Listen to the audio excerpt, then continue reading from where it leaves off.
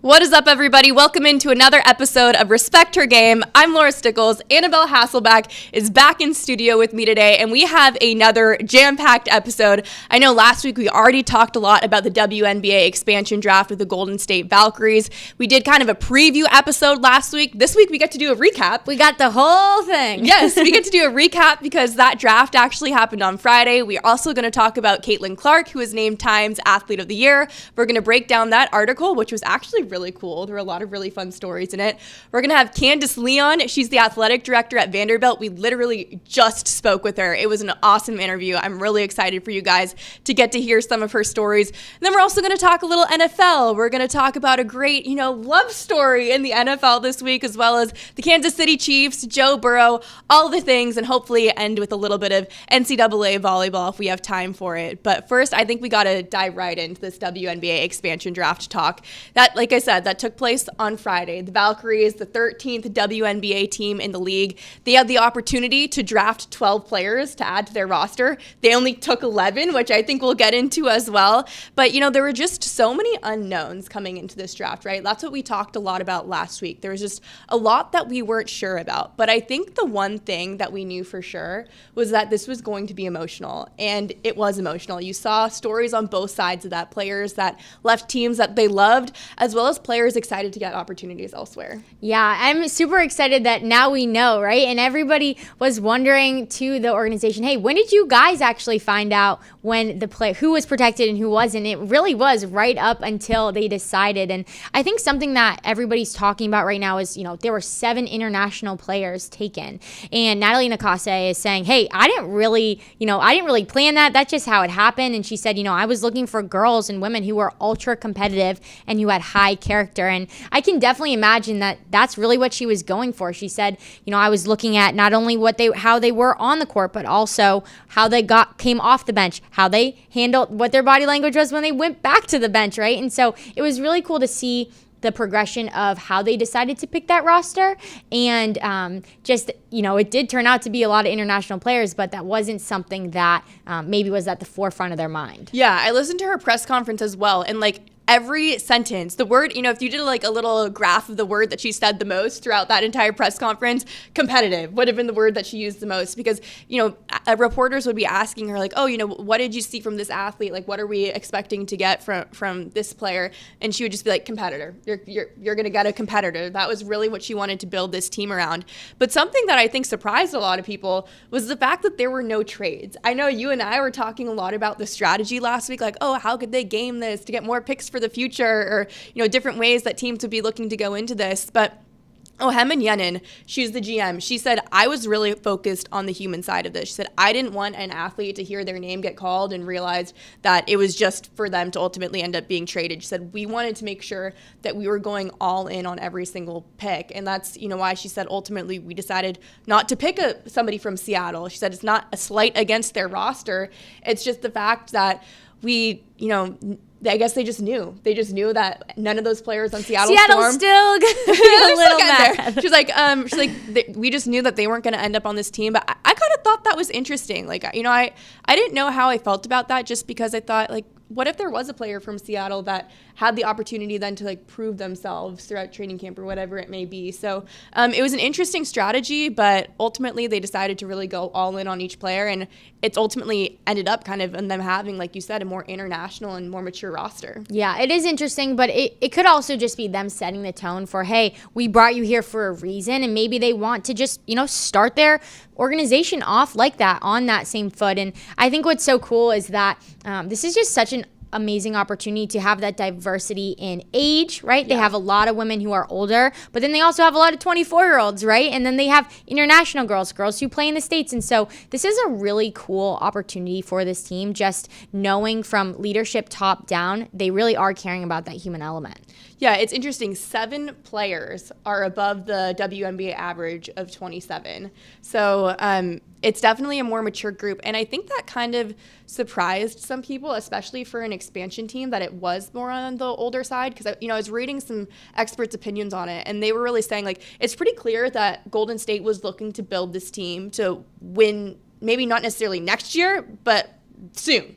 they want this team to win soon. They're not necessarily like stockpiling draft picks for the future. And if they were doing that, they likely would have, been involved in more trades for the opportunity to pick up more draft picks going forward. But it's clear they went for more mature players, not necessarily players that have had like tons of WNBA playing experience, but definitely on the older side. And it looks, like I said, that they're prioritizing a competitive team for next year, which does make sense. It is in line with what they were saying about the fact, they want to win a WNBA championship within 5 years, if not earlier. So definitely an interesting approach that they took. And it's not just saying, yes, competitive on the court during games with our opponents. You got to imagine those Valkyries practices, those inter squad matches that theirs are going to be some hard practices. If you're building a roster of ultra competitive people, and right, anyone who's playing professional sports has that same attitude. Anybody who's playing college sports has that same attitude, but there's different levels of it, right? And so you can imagine tossing all those same people, all those hot emotions in one gym. It's going to be intense. Yeah, and you're going to have players really looking to prove themselves too. There was a story that Ohema Nyenin told. It was either Ohema or actually, I'm not sure if it was Ohema or Nakase, but they were saying that they called each of their selections before that it was announced on the ESPN broadcast because they didn't want the first time for them to hear their name be over the broadcast. But Julie Vanloo from the Mystics, apparently she got really emotional and she said, I'm hungry for it. You're not going to be disappointed that you chose me. So there's a lot of players that are just excited to have this opportunity and really get to prove themselves in this league too. But on the other side of it, on the other side of the emotions, you have a player like Kayla Thornton who just won a WNBA championship with the New York Liberty, and she's leaving behind her team that that she grew so close to and she loved so much in New York. And I know that must be emotional for her as well. But at the end of the day, these women are competitors, and they're going to make the most of their time for sure. Yeah, definitely. And somebody else who was super excited more so about it was Veronica Burton. She said right here, she tweeted out, love me a good purple, hyped to be hooping in the Bay Area, Golden State, let's go. And I did love that because she's also a player who hasn't been the star player of the Connecticut Sun, but has definitely been in the mix. She's 24 years old, so she'll probably get along really well with Kate Martin, so I'm excited to see that friendship. But she is someone who could turn into a real leader of this team. And like we said earlier, they do have that veteran leadership. And, for Veronica, it is hard also to leave the team that you are coming or you're coming from, and you want to feel like that organization protects you. And clearly they didn't protect her. She's from Massachusetts, so she's close to home in Connecticut. Her family has been able to come and support her, especially when they had a game at TD Garden. So going all the way out west is definitely, something that's going to be challenging, but you can tell she's super excited for this opportunity, and it could really jumpstart her career in the WNBA. Yeah, so just for some context, we each picked 3 players. I know there's one that we both agree on, and this Veronica Burton was your player that you selected as a great pick for the Valkyries. But she makes so much sense for this team because she really is an outstanding defender. In 2022, she was the Women's Basketball Coaches Association Defender of the Year for Northwestern. And she's one of the few picks that a lot of mock drafts got right. I think most of the mock drafts were totally wrong, which was kind of funny, but makes sense. When we said there's so many unknowns about who's going to be available and who's not going to be available. But she was one that they got right. And she just blends in. I think she's going to fit perfectly within Natalie Nakase's system because Natalie has said over and over again, we want this to be a strong defensive team. That's what this team is going to be built around. It's competitiveness and defense, it really sounds like. So she's a perfect pick for that. And you know what? When she was at Connecticut, she was really hidden behind some other guards and Dejanay Carrington, Ty Harris, Marina Maybury. So I think this is a great opportunity for her to kind of have some space, have some opportunity to make a name for herself. So that's, I think, a great pick. I know another one that was an amazing pick, honestly, for the Golden State Valkyries, and I think she probably just wasn't on a lot of mock drafts because people didn't expect her to be available, was center Temi Fagbenle from the Indiana Fever. I think this pick had a lot of Indiana Fever fans screaming because for this mock draft, every team had the opportunity, like we explained last week, to protect 6 players. And Temi was one of the best 6 players this past season on the Indiana Fever. So I think from a fan perspective, you're oh my gosh, how did we not protect this player, especially because she had such great chemistry too with Caitlin Clark. I think that was something that also people were like, why would you get rid of this player that seems to play so well with our star? Additionally, she was able to keep pace with like the fast-paced Indiana Fever offense that they were running. But this year, she was with the Fever. For the past 5 years, she played internationally, and then before that, she played with the Minnesota Lynx. So she is older. She's 32. She's a restricted free agent this offseason, so it's possible that Indiana just like didn't feel like they could really take on that contract this coming year. But I mean, her leadership ability is something that all of her teammates in the past have really said about her, and said just what a great person and what great character she has. So I know she'll be a great fit in Golden State. And even Natalie Nakaste, she said last year when the Las Vegas Aces, which was Natalie's former team, were game planning for the Fever, they made a specific game plan for Temi because she's just that good. So great pickup for Golden State. And the last one was one that we both agreed on. And, you know, this was actually, of our 5 players that we selected last week, this was the only one that actually ended up on the Golden State roster. And it kind of shocked me because I didn't think she was going to be available. And that's Kate Martin from the Las Vegas Aces. And, you know, you and I were both like, oh, man, I don't know if she'd be available. But if she is, it's an absolute no-brainer because not only is she a great player, but she's great from a marketing standpoint. 100%. She's a fan favorite, right? And she's kind of got that like heartwarming story, goes to the draft to support Caitlin Clark, and then she gets drafted, and it's kind of like a great story. And then she's on an amazing team. She's friends with Asia Wilson, like MVP. So she is someone who fans have really taken a liking to. She's fun to watch. And something cool that Natalie Nakaste said about her was she's a culture changer. She pours herself into her work just with the passion that she plays in. That's really what she's bringing to this new team. She's not just bringing Kate Martin, fan favorite, jersey sales, our wicked high, all the things. She's bringing in a culture changer. And that's something that when you're, you know, going into a new team, it is really cool for your head coach to be able to say that about you before you've even started with the new team.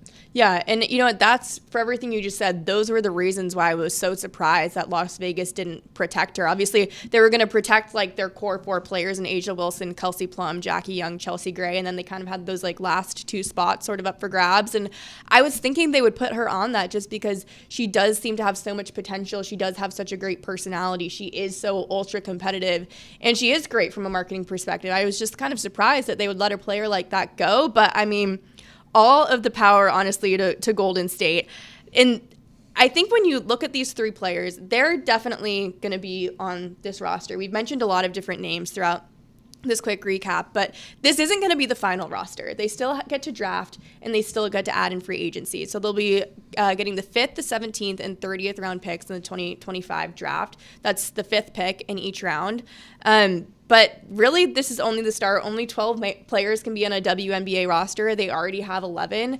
And I think it's going to be interesting to see how this team turns out, how many of these players that were actually drafted end up there. But I think you can really see like the core of this team, though, is built around competitiveness. It's built around defense. It's built around leadership and just like high character players. So excited. And Kate Martin posted a TikTok of her like spend my last day with me before I move out west. And she got like over 2 million views or something crazy like that on TikTok. So you can really see people's excitement and involvement for this new organization. Yeah.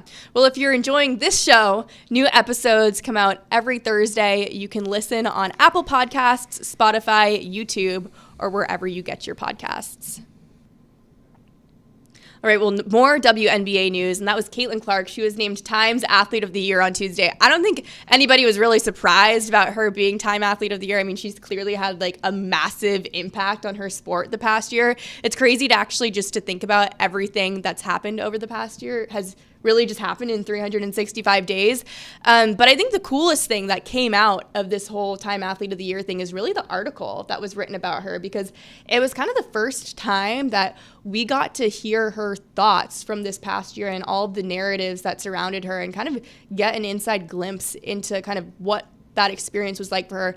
Obviously, we heard her talk during the season just in post-game interviews, you know, when she's up on the podium doing those conferences, but not a lot of actually like her sitting down and really giving her thoughts. So it was really cool to get to see that insight. Definitely. And I think what's been so cool to see about Caitlin is that her personality and her real voice shines through her tweets, her comments that you just read, right? It might not even have to be in a press conference or in a live video interview for you to really like be able to tell who she is as a human. How she talks about her competitors, how she talks about situations and political things that come up, just people, media trying to, pen her against other competitors. She handles it so well. And just how highly she speaks about other people in the basketball world and really just people who she's going head to head with is really impressive. And I think one point exactly is like this Olympic talk, right? She didn't get to make it. And she said, I want to have respect for the other players who make that team. I don't want, them to just do me because I'm this big, figure in women's basketball now and really all sports in general. And so I think that's what's so cool about Caitlin is that you can really hear her voice through how she is responding to a lot of these issues that are coming up with her. Yeah, I think something else that kind of gave me some insight too, just from the article, was like how competitive she really is. And obviously she's a huge competitor, but it's almost like her day-to-day mindset. There was this funny moment in the story when they were watching the USC Ole Miss game from a couple weeks ago. And she's like, I think she was with, I want to say Lexi Hall. She was with Lexi Hall. She was eating tacos or something with Lexi Hall and this journalist, and they're watching this game, and she's like, oh man, if I was playing, I would have dropped 50 or something like that, which is so funny. And it's just to see that confidence she has is truly there all the time. And there was another moment that I really liked as well, being a Taylor Swift fan myself, but she went to back-to-back Taylor Swift concerts recently in Indianapolis, and she said she was shocked because so many fans were so excited to see her. They're throwing her friendship bracelets or screaming oh my God, Caitlin Clark's here. And she's like, I wasn't expecting there to be this sort of enthusiasm around me being there. I just thought everybody would be so focused on seeing Taylor. But no, I mean, of course, honestly, if I saw Caitlin Clark at a Taylor Swift concert, I might even be more excited to see Caitlin Clark just because I wouldn't be expecting to see her there. If people are noticing you at a Taylor Swift concert, you are big time. Yes. You're big time. Yes, you are big time. Additionally, Taylor Swift gave her some gift bags, and she says she's going to a Fever game next year with Travis, which is very maybe exciting. The one at TD potentially. That would be cool. That would be really cool. That hadn't even crossed my mind. But speaking of that game, there is a Connecticut Sun Indiana Fever game next summer at TD Garden. It's on July 25th, and I was looking at the ticket prices for this last night. They're crazy. They're out the roof. Ticket prices for that game right now, if you want to get 2 seats together, they're going for over $400. And that is obviously because of Caitlin Clark, right? That's there was this game last year at TD Garden between the Connecticut Sun and the LA Sparks. It sold out. It was an electric environment, but tickets were not going for $400. I mean, this is completely next level. It's next level, and I was even reading some fans just dialogue between each other about the ticket sales and are you logged on? Did you refresh? What's the cheapest ticket? And this one person, this one fan was trying to get a ticket, and the way they described it sounded like Taylor's trying to get Taylor Swift concert tickets last minute. He said, I managed to get 2 tickets at 10:30 a.m. for $115 each, but the balcony row, I had to keep refreshing. I was also on 2 separate devices. I was about to give up. If I read that with no context, I would literally think this guy's trying to get tickets to a Taylor Swift concert. So it was just wild to see the hunger to go to this game. I had the exact same thought process when I was reading all these fan comments. I was like, man, this is a really hard to get concert. And I was thinking $400 for a ticket. That's what I paid to go see Taylor Swift. That is crazy. But you know what? I think too, what I would love to see just with all of this, I would love to see Connecticut Sun play another game at TD Garden that does not have the Indiana Fever involved. Not because I don't want to see Caitlin Clark in the Fever, but I just wish that ticket prices could be a little bit lower so some normal people like me, some normal families would have the ability to get 4 or 5 tickets and really take their whole family there and not be competing against the crazy Caitlin Clark fans. And obviously she deserves such great fandom because of what a great player she is. But no, I hope that the Connecticut Sun have another game at TD Garden where it's more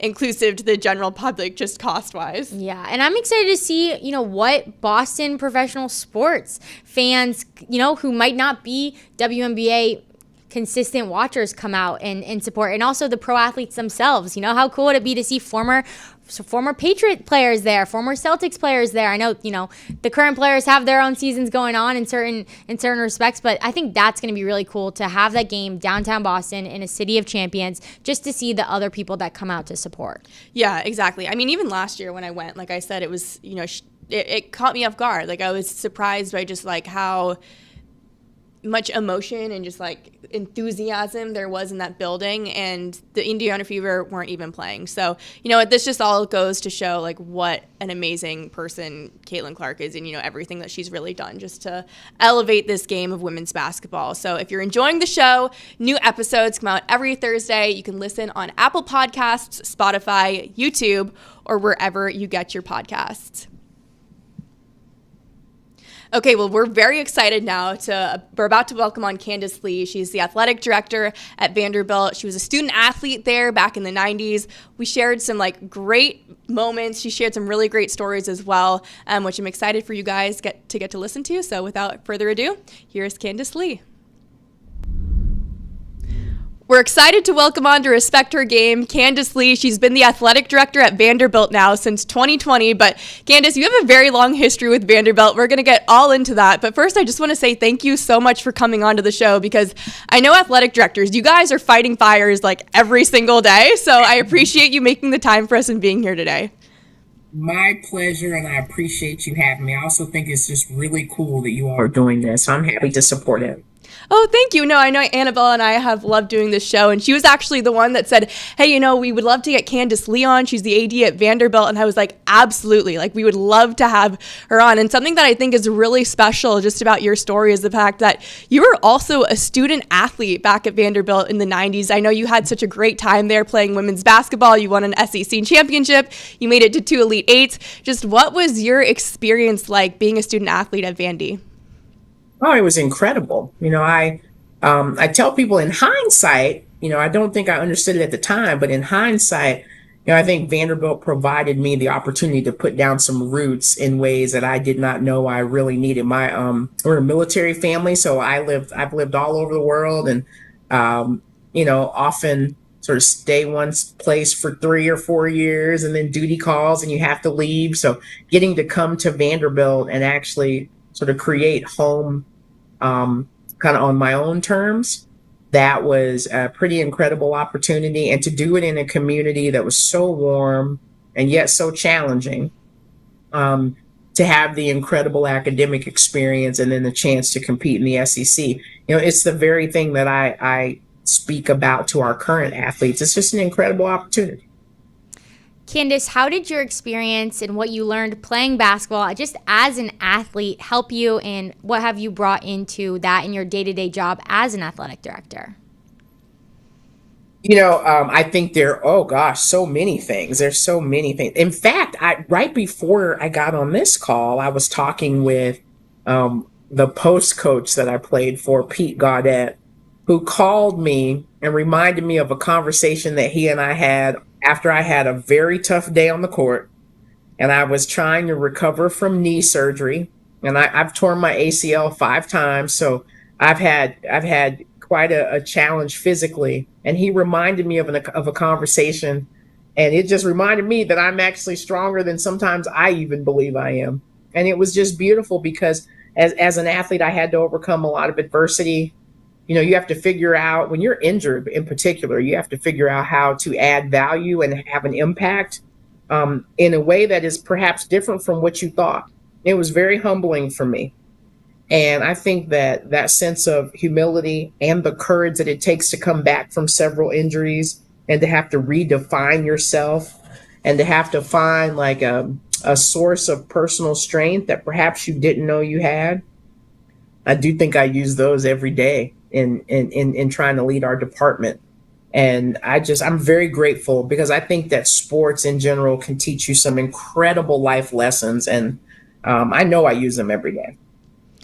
Everything you just said completely resonates with me. I was a student athlete at Stanford, and I say over and over again, the life lessons and everything that I learned from being on the lightweight rowing team there, I mean, that outweighs, honestly, anything I learned in the classroom. And it's not to take away from that classroom experience. It's really just to say how impactful the things and experiences that you experience as a college athlete really are. And, it sounds like for you, you had so much going on at the time. You were recovering from, knee surgeries. You had everything going on. But, at the time, you're also thinking to the future too, right? So if you could go back and kind of tell your 20-year-old self that you were going to be the AD at Vandy one day, what do you think she would have said? Oh, I don't know if she would have believed me. It's, and I think that's probably for a couple reasons. So, one, because I had not contemplated that at the time. But two, because I had not seen that. I had not seen women occupying these roles when I was a student athlete. And I often think about that because embodying this role right now and having the opportunity to lead the athletics department at Vanderbilt, I hope that it shows young girls like I was what's possible. And I know that for me, when I watched Carla Williams get her job in 2017, she's the athletic director at the University of Virginia, I realized that you could be someone that looked like me and have an opportunity to lead a department that looks like this. And so I know there's a lot of power in representation. And so I hope now that someone who's 20 years old, who is a woman, sees that this is a credible career opportunity for you. Candace, that is amazing. And it really is so important to see representation. And so I guess I would just ask you, for those young women who, thinking back about yourself years ago, what advice would you give a girl in her 20s who maybe wants to be an athletic director of one of the most impressive universities in the world? Oh, man. Well, I think that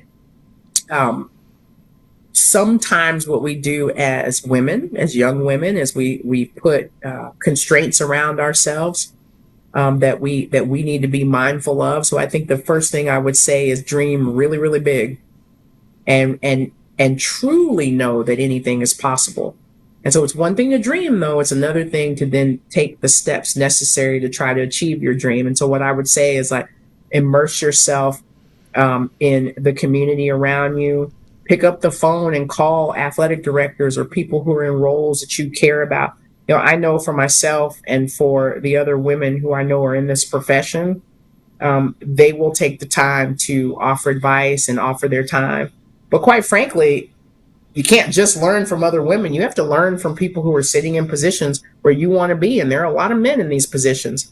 And sitting down and picking their brains and asking the how, the why, making sure that you have the content expertise so that when you do get your opportunity, you feel prepared. That's the biggest thing that we can do, is prepare ourselves and know that you deserve the opportunity to compete for these roles. So I think it's really just about not holding yourself back. I think as women, we sometimes do too much of that. I love what you're saying about, really picking other people's brains, relying on other people for advice. And you took this job in 2020 during COVID, which, I can only imagine how challenging it is to step into this type of position during that time. So who were some of the people that you really relied on then for advice? It was such an interesting thing because I stepped into the role first on an interim capacity and then was appointed to the full-time role when our new chancellor began his role. So we sort of began at the same time. And I mean, right as COVID is starting to rear its head. And so there was so much uncertainty, but I have to say that institutionally, starting with our chancellor and my other colleagues, vice chancellor colleagues around the university, they were incredible. They were just incredible. And so I relied on them quite a bit. You have to just think about, as a university, what you're trying to do during COVID, and you all know this. So you're trying to figure out how to safely return students back to class and back to campus. And I'm thinking, on top of that, how are we going to play games? Are we going to play games? Because early on, it was an open question. Like, are we going to be able to do this? And I would say within our university, with our board of trusts, with faculty members. Like, this university did an incredible job of leading through a tumultuous time. So I was able to rely on them. And then in our league, Greg Sankey, who is the commissioner of the SEC, I thought he did a masterful job of leading us through that time. And there were so many lessons. I still recall a lot of the lessons that he taught us. One of them being, we don't need to make a decision before we have to. So rather than overreacting, sometimes you make decisions based, and you actually still have time. Like, you actually don't have to make that decision yet, right? Because there may be an opportunity to gather more information and to glean from other resources, and then make the decision when you have to make it. And especially in the world of COVID, where things were changing rapidly. And I thought we embodied that, or kind of embodied those lessons on our campus too. So it was a tough time, but it was an incredible time to learn. Candace, that's really cool to just learn about more of like what was going on behind the scenes, and probably conversations that none of your student athletes were in on. As a student athlete myself, it was my freshman year at Boston College during 2020, and I was playing a spring sport, but it truly affected our entire fall ball and all the things. And I know there can be some pushback from the athlete's standpoint because you're not in those conversations. You probably don't know the severity of the regulations and truly what was going on just in the world. So how did you communicate? What was your tone, and how did you really have that relationship with your student athletes when it was probably a really hard time to be cordial?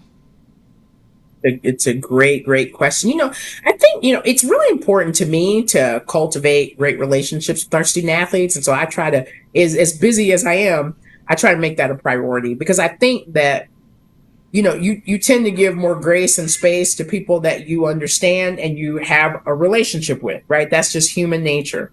And I think oftentimes too, with our student athletes, they want to understand the why behind what we're doing. And so we tried to be very intentional. I tried to be very intentional about explaining and providing as much context and rationale behind the decisions that we were making. And to the degree that we can involve student athletes in any decisions, we want to do that. Their input is really important. I know that, I'm sure you had it at BC and had it at Stanford, like a student athlete advisory council is often used to provide input on processes and policies and decisions that we're making. But I think first and foremost, I wanted the men and women who represented us to know that we were putting their best interests at the forefront. And that was guiding all of the decisions that we were making. And so I just tried to do that as much as possible. During COVID, we had to over communicate. I don't think you could communicate too much during that time. There was also a really fun story that came out of 2020 as well, and that was Sarah Fuller, who became the first woman to play in a Power 5 game. She obviously suited up for Vandy. What was it like to get to have that story take place at your school? What's very interesting about that is that, so of course it's COVID, so there's a lot of protocols in place. We're testing student athletes multiple times a week. We had just gotten the latest, round of test results and realized that the likelihood of us being short in a couple of different position groups was pretty high. And so the original conversations didn't even include me. Our football coach at the time was good friends with our soccer coach. And I guess at some point they talked about, well, gosh, soccer had just won an SEC championship. They literally just come back to campus. It's Sunday. And I guess there was a conversation that happened like between Sunday and Monday that's like, well, I think Sarah Fuller or somebody on the team could help us. She's already in the testing protocol. She can kick, she it's really, when you really think about it at the core, it's pretty understandable and simple. So I remember being in my office. I was in here on that Tuesday of that week, and it was said to me in passing, hey, Sarah Fuller might be joining the football team because we need a kicker. And I remember my comment was, well, we got to make sure she goes through compliance. Like, I didn't give the answer that's like, oh my gosh, we have a woman, and what about this, and what about that? It was like, you're talking to me about a student athlete who's on one roster, who's joining another roster. You guys evidently have worked that out. Make sure that she hits all of the eligibility things, and she can be added to the roster. I don't think anything else about it. And I laugh now because we were just doing business. Like this was not, it wasn't anything else. And honestly, I take great pride in that, because this was just one team looked at another team and said, hey, can you help us? We think that within this community, you have something that could be beneficial for us. And so, I try to travel with the team as much as I can. So I got on the plane that Friday, and I told my husband, it didn't even occur to me until I saw her get on the plane. And she has on the same travel sweats, and I'm like, Sarah Fuller is on the football team. Like, it was like, okay. So that was a moment. And then, so we were going to Missouri. It was an early game. And so the next morning I come down to the lobby. There's a TV in the lobby, and game day is on. And I see our soccer coach on College Game Day. And I'm like, oh. And he's sitting in his home, and Christmas tree behind him, and slowly connecting the dots, and the players are coming out of the meeting room, and I see her. And my point is, it was just another student athlete who was stepping up, doing what, she felt needed to be done. And I recall sitting in Missouri Stadium when she actually did step in, and all the little girls, I was sitting in a suite and I looked down in the stands and I saw all these little girls just going crazy. And I thought, well, this is a very special moment. And that's it, Wow, I just so enjoy. I felt like I was watching a movie listening to you give that story. That was just incredible. They got to do an E60 just on your, perspective from that. That was so awesome. I've been known to be a little long-winded, so I apologize. No, that was incredible. And just for me personally to hear the background of that and really what was going through your mind during that entire experience. And I really just loved how you said it was just one team helping out another team, because that just shows the culture at Vanderbilt. But I do want to ask you about another football situation and what was going through your mind when Alabama, you guys upset number 1 Alabama. You guys had the goalpost down Broadway Street. I mean, Nashville was literally on fire. So as an athletic director, what goes through your head when you see students storm the field and carrying goalposts down Broadway? When it was such an incredible moment. And as someone who, my parents are in Alabama, I'm originally from Alabama, so it just made it even sweeter. But what was clear to me, so I usually start games down on the sideline, and then I'll come back in the fourth quarter. So I come back in the fourth quarter, and once it was evident that we were going to win the game, right there at the end, I spoke to our police chief, and I said, the most important thing is we have to make sure that that Alabama's players and staff get off this field safely. And that's really, that's really important. And we want to make sure that everyone is safe, because I was fully aware that our students and our fans were going to rush the field. And, the constraints or the parameters that are in place are for safety reasons. So that was first and foremost on my mind. I'm so happy we're celebrating, but we wanted to make sure that happened. And then you just hope that you keep everybody safe. I was down on the field, lots of hugs, lots of screaming, lots of yelling. I turned around and I saw the one goalpost start to waver, and I'm like, I know what's going to happen here. I have to tell you that I did not expect that hundreds of Vanderbilt students would exit the stadium with the goalpost and take it 25 blocks. And that's actually true, 25 blocks, and throw it in the river. I did not expect that, but if ever there was like an illustration of how athletics can galvanize a community, then there's one. That's it. Yeah, I mean, I totally agree. I remember watching that whole thing go down, and I had the exact same thought that Annabelle did. I was like, I wonder what an AD thinks about in that moment. And, it's funny because I saw this clip. I think it was actually Reese Witherspoon. She was talking about how, there's in a lot of movies, a lot of times women are saying like, oh, what do you do in this moment? Like, oh, what do we do? And she's like, it's so funny because I have never seen a woman in a crisis situation think to herself, what do we do? And, that was exactly you in that moment. And I think it's just a testament to, like, women are more than capable of being in these positions. Like, we know, like, how to handle these situations. But that being said, only 15% of athletic directors in Division I sports right now are women. So what's it really going to take to open more doors for women to hold these positions? So I love that Reese Witherspoon said that, and I could not agree more with her. I love that you shared that. I'm gonna hold on to that.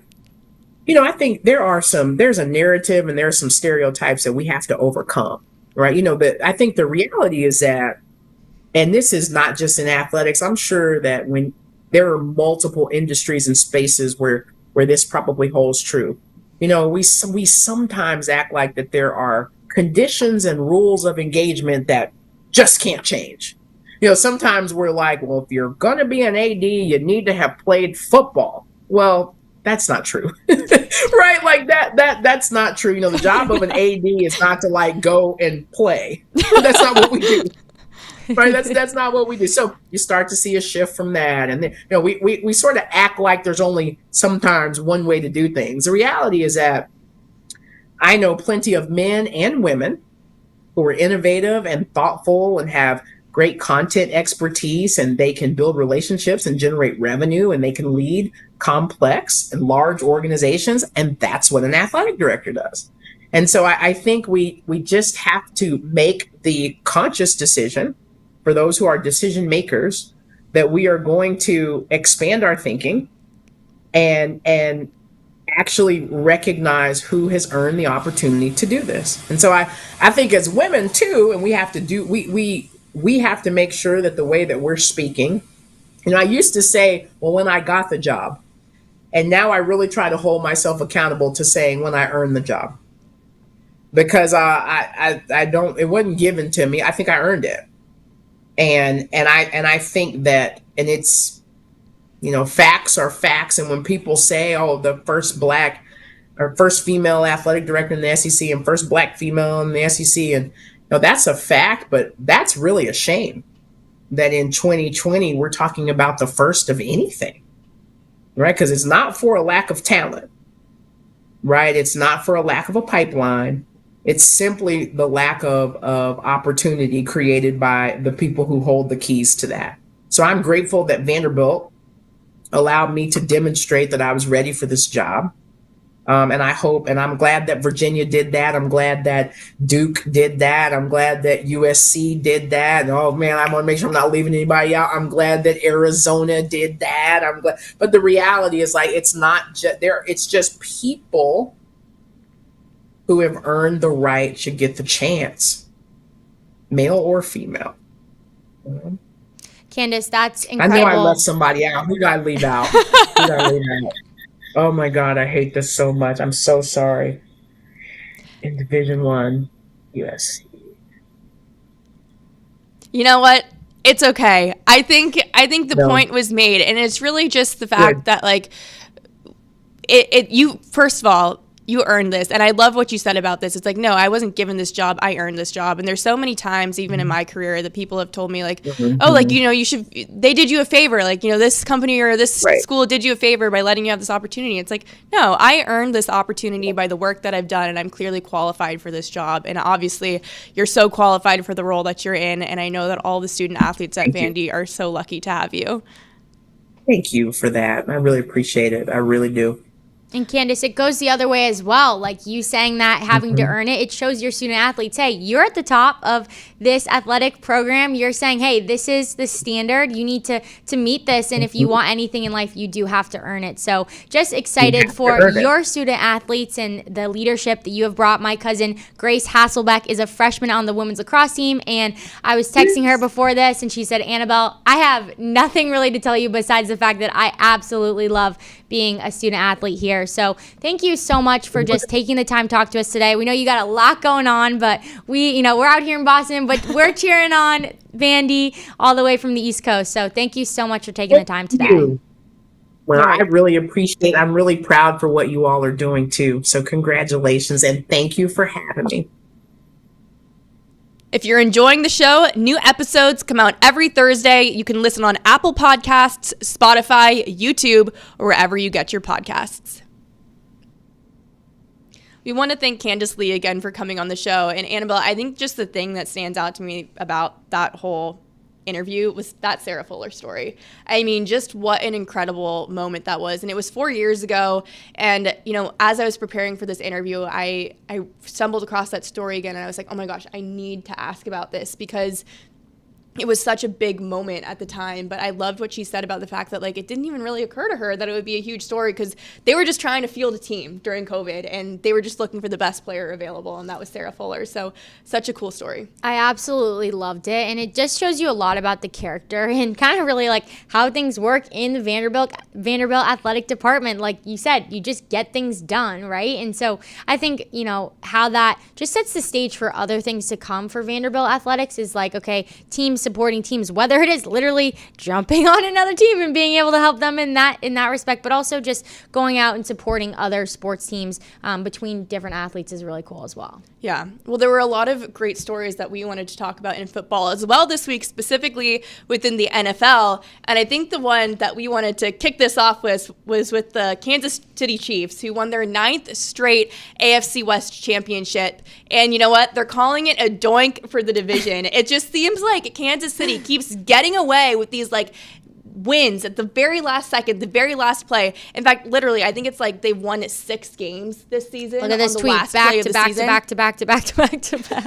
They won 6 games this season on the last play of the game, and it's just incredible what they're doing. I know people are saying like the Chiefs are doing like voodoo in their locker room, but like, what do you think is going on? You know, it reminds me of like a movie, yeah, but like a Hallmark movie. It reminds me of a Hallmark movie because literally in Hallmark movies, it's always a perfect ending. You don't know how it's going to go. And then, doink, you're right. It does go in. And there is something, you know, that feels magical about this Chiefs season, really. And it's come down to those last second plays at the end of the game. But I know a lot of people are, you know, coming down on them for, you know, why did you let it get to that point and all the reasons why they aren't playing, you know, their potential best. But they're getting it done. They're winning. So, like, I'm here for it. Yeah, I love that you compared it to a Hallmark movie. I actually wrote down that it reminded me of Coach Taylor in Friday Night Lights. How the fact that, like, in Friday Night Lights, they kept winning in, like, these amazing last-second miracle comebacks, and it was, like, this great story.